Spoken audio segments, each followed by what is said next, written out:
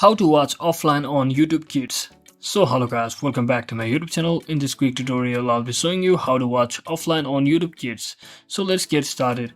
So to watch any videos offline you must first download that particular video. So for example, as you can see, I've downloaded this video already, and to watch it you must be offline because it only shows when you are offline, and basically that's the only way you can watch your downloaded videos offline. So you can just click on this download section, or you can also click on this your stuff at the bottom navigation bar from over here. And let me just quickly reopen the application just like this, as I am offline currently.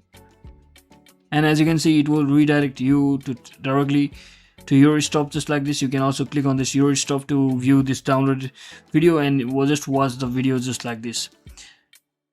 So that's it for today guys. I hope this video was helpful. If it was, don't forget to like and subscribe to the channel. See you on the next one.